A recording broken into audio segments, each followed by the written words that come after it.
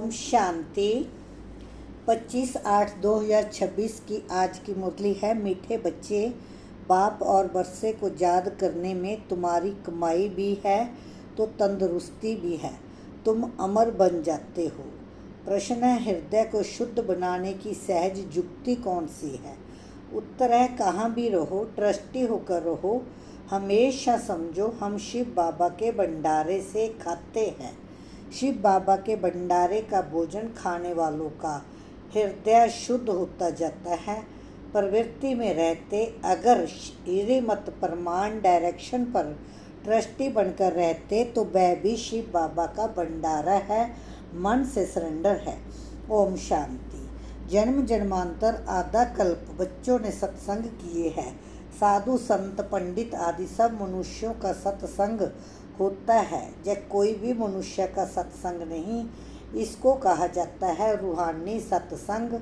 Supreme रूहों के साथ रूह रेहान अर्थात सत्संग करते हैं। जहाँ तुम कोई मनुष्य से नहीं सुनते हो, ना देवताओं से सुनते हो, तुम सुनते हो भगवान से। भगवान को हमेशा निराकार कहा जाता है और भगवान आते ही तब है जब बच्चों को भगवान भगवती बनाने के लिए पढ़ाना है।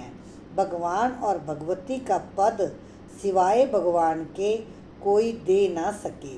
तुम बच्चे जानते हो कल्प कल्प संगम युग होता है तो निराकार भगवान आकर हमको ज्ञान देते हैं। जय भी सिर्फ तुम ही समझते हो, दूसरा कोई मुश्किल समझ सके। शिव बाबा आते हैं जरूर, परंतु उनके बदले श्री कृष्ण को गीता का भगवान कह दिया है तो जरूर सबकी बुद्धि में मनुष्यता नहीं आता होगा। तुम ही दैवी गुण वाले थे और अब असुरी गुण वाले बने हो, फिर अब दैवी गुण वाले बनते हो। दैवी गुण वालों को ईश्वरीय संप्रदाय, असुरी गुण वालों को असुरी संप्रदाय कहा जाता है। अब निराकार बाप निराकार संप्रदाय अर्थात आत्माओं को पढ़ाते हैं, इसलिए कहा जाता है ईश्वरीय संप्रदाय अथवा रूहानी संप्रदाय। जिन्होंने रूहानी बाप आकर पढ़ाते हैं, अभी तुम रूह अभिमानी बनते हो। हम आत्मा हैं, बाप हमको पढ़ाते हैं, कहते हैं मुझे याद करो तो तुम्हारे विकर्म विनाश होंगे। रूहों को ही पढ़ाते हैं, वही नॉलेजफुल है और ऋषि मुनि आदि तो सब नेति नेति कहते गए। अर्थात हम रूह को नहीं जानते। जब तक वह ज्ञान सागर सन्मुख ना आए तो ज्ञान कैसे समझाए। यह अच्छी रीति समझने की बातें हैं। हमको कोई मनुष्य नहीं पढ़ाते हैं, हमको बाप पढ़ाते हैं। वह है बेहद का बाप निराकार। जय भी बच्चों को समझाया है साकार और निराकार दो बाप हर एक को होते हैं, एक रूहानी दूसरा जिस्मानी। रूहानी बाप ही आकर रूहों को पावन बनाते हैं। तुम जानते हो हम पावन थे, पतित बने, फिर पति से पावन कैसे बनते हैं। चित्र भी सामने हैं। बाबा राय देते हैं कि घड़ी घड़ी चक्कर के सामने जाकर बैठो तो बुद्धि में सारा ज्ञान आ जाएगा कि हम अभी संगम युग पर बैठे हैं और सभी अपने को कलयुग में समझते हैं। कलयुग को घोर अंधेरा कहा जाता है। अभी तुम हो संगम पर, अभी तुमको रोशनी है। सतयुग में फिर तुमको यह ज्ञान नहीं मिलता है। बाप जब आते हैं तब ही घोर सोजरा होता है। यह संगम युग है ही कल्याणकारी युग।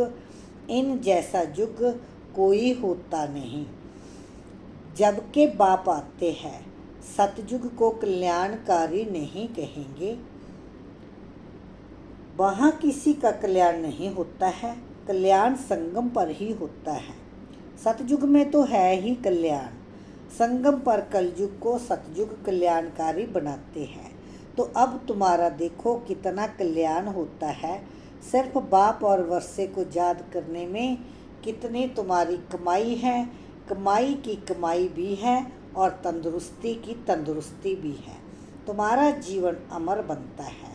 तुम्हारी कभी अकाले मृत्यु नहीं होती है।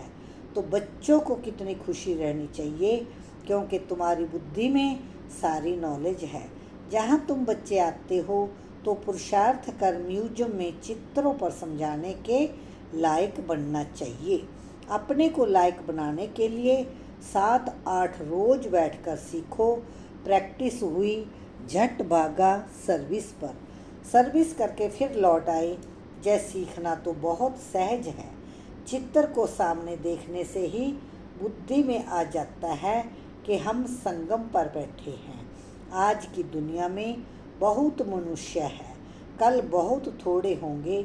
इतने जय सब वापस जाने हैं। अभी बाप स्वयं आए हैं, बच्चों की कितनी इज्जत रखते हैं। दूर देश का रहने वाला आया देश पराई। रावण का देश पराया देश है ना।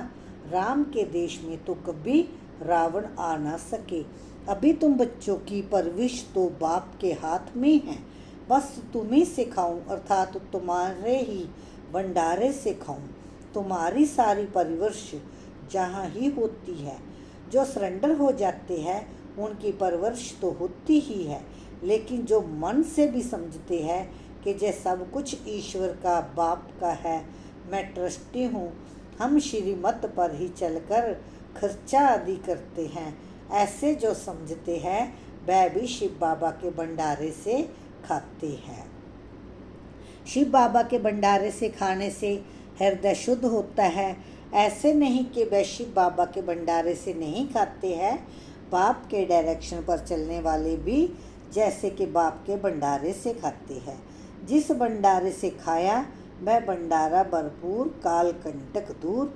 उसके बाद तुम कभी भी अकाले मृत्यु को नहीं पाएंगे। इस समय ही शिव बाबा आते हैं। उनकी महिमा भी गाई हुई है, शिव जयंती भी मनाते हैं, परंतु उनका भंडारा कैसे होता यह कोई भी नहीं जानते। बाबा भी बरोबर आते हैं ना। बच्चे जो भी आते हैं उनको शिव बाबा के भंडारे से खाना मिलता है। अच्छा मेल सरेंडर होता है तो ठीक है, अगर वह सरेंडर नहीं होता तो माताएं क्या करें, क्योंकि कमाई है पति की, वह तो सरेंडर होता नहीं। वह तो जब आमदनी करे तब स्त्री खाए।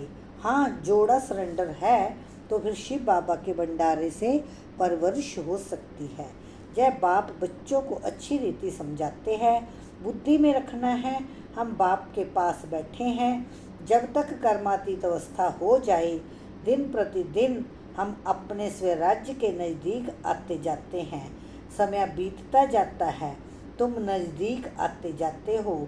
सतयुग के पहले वर्ष में अब कितने वर्ष कहेंगे, अब कितना नज़दीक आ गए हैं। बाप कहते हैं बच्चे, अब तुम्हारा 84 का चक्कर पूरा होता है। तुमने अब 84 जन्मों के चक्कर को जानना है। चक्कर को देखने से ही कहेंगे हम अभी संगम पर हैं। इस तरफ है कलयुग, उस तरफ है सतयुग। कल हम अपने सुख धाम में होंगे।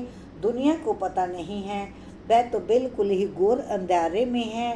तुम बच्चों को बहुत खुशी होनी चाहिए। बेहद के बाप से हम 21 जन्म की कमाई करते हैं, सदा सुख का वर्षा पा रहे हैं। जय खुशी रहती है स्वर्गवासी बनना, जय तुम्हारी ही तकदीर में है। स्वर्ग एक वंडरफुल चीज़ है। जैसे 7 वंडर्स दिखाते हैं ना, जय तो सबसे बड़ा वंडर है। चित्र भी है वंडरफुल स्वर्ग के। जय लक्ष्मी नारायण स्वर्ग के मालिक थे, इसलिए बाबा ने लिखा था ऊपर में सूर्यवंशी का लिखो, उसके नीचे चंद्रवंशी का लिखो तो आधा कल्प पूरा हो जाएगा। सूर्यवंशी चंद्रवंशी 1250 वर्ष, तो फिर लाखों वर्ष की तो बात ही उड़ जाए। वहाँ बाहुबल में कितना खर्चा होता है, जहाँ शुरू से लेकर अंत तक कुछ भी खर्चा नहीं होता है। जय तो बाप और बच्चों का हिसाब है, खर्चे की बात ही नहीं। जहाँ बच्चे आकर रिफ्रेश हो, इसीलिए मकान आदि बनाते हैं।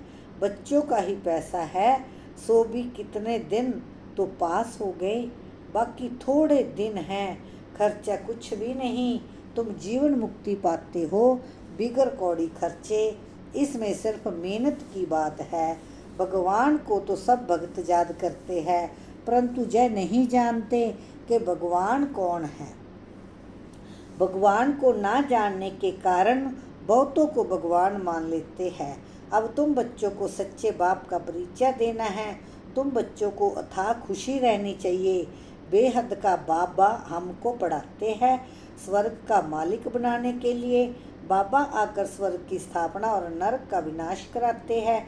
इसलिए महाभारत लड़ाई भी साथ में है। हर 5000 वर्ष बाद जब चक्कर फिरता है, बाप भी कल्प कल्प कल्प के संगम जुगे आते हैं। गीता में उन्हें फिर जुगे जुगे लिख दिया है। 100 भी 5 युग है, 5 बार आए, फिर 24 अवतार फलाना अवतार क्यों लिख दिया है। मनुष्य कितने जग तप तीर्थ आदि करते हैं, समझते हैं जैसा रास्ते भगवान से मिलने के है, परंतु भगवान के पास तो कोई भी जा नहीं सकते हैं। आधा कल्प कितना माथा मारा है, जन्म जन्मांतर फेरे लगाए, जय किया, फिर भी बाप नहीं मिला। अभी बाप तुम बच्चों को कितना नज़दीक है, तुमसे बात कर रहे हैं, तुमको समझा रहे हैं। तुम समझते हो कल्प कल्प हूबहू हम ऐसे मिलते हैं।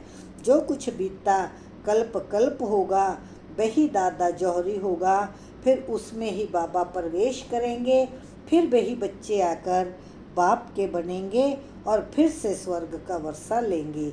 जय बाप का तुम बच्चों के साथ अनादि अविनाशी पाठ कल्प कल्प ऐसे ही रिपीट होता रहता है। अच्छा मीठे मीठे सीख लेते बच्चों प्रति माता पिता बाप दादा का याद प्यार और गुड मॉर्निंग। रूहानी बाप की रूहानी बच्चों को नमस्ते।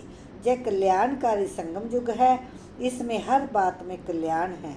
कमाई ही कमाई है। बाप और वर्षे को याद कर 21 जन्म के लिए जीवन को अमर बनाना है। प्रवृत्ति में रहते मन बुद्धि से सरेंडर होना है। श्रीमत पर खर्चा करना है, पूरा ट्रस्टी हुआ रहना है। वरदान है सहयोग की शक्ति से असहयोगियों को सहयोगी बनाने वाले बाप समान परोपकारी भव। सहयोगियों के साथ सहयोगी बनना जय कोई महावीरता नहीं है, लेकिन जैसे बाप अपकारियों पर उपकार करते हैं, ऐसे आप बच्चे भी बाप समान बनो। कोई कितना भी असहयोगी बने, आप अपने सहयोग की शक्ति से असहयोग को सहयोगी बना दो। ऐसे नहीं सोचो कि इस कारण से जय आगे नहीं बढ़ता है। कमज़ोर को कमज़ोर समझकर छोड़ ना दो, लेकिन उसे बल देकर बलवान बनाओ। इस बात पर अटेंशन दो तो सर्विस के प्लान रूपी जेवरों पर हीरे चमक जाएंगे, अर्थात सहज प्रत्यक्षता हो जाएगी। स्लोगन है क्रोध का कारण है स्वार्थ व ईर्ष्या, यही चिड़चिड़ेपन की जड़ है, पहले इसे ही समाप्त करो। अव्यक्त इशारा है, पवित्रता फाउंडेशन है और फाउंडेशन का ब्रह्मचर्य व्रत धारण करना है। ये कॉमन बात है, लेकिन आगे बड़े हो तो बचपन की स्टेज नहीं है, अभी तो वानप्रस्थ स्थिति है। मैं ब्रह्मचारी में रहता हूँ, पवित्रता तो है ही, सिर्फ इसमें खुश नहीं हो जाओ। मूल फाउंडेशन है, अपने संकल्प को शुद्ध बनाओ, ज्ञान स्वरूप बनाओ, शक्ति स्वरूप बनाओ। अच्छा, ओम शांति। थैंक यू बाबा, शुक्रिया शुक्रिया। इस वीडियो को आगे से भी शेयर करें, लाइक करें, दोबारा भी सुने पढ़ें। ओम शांति। Thank you.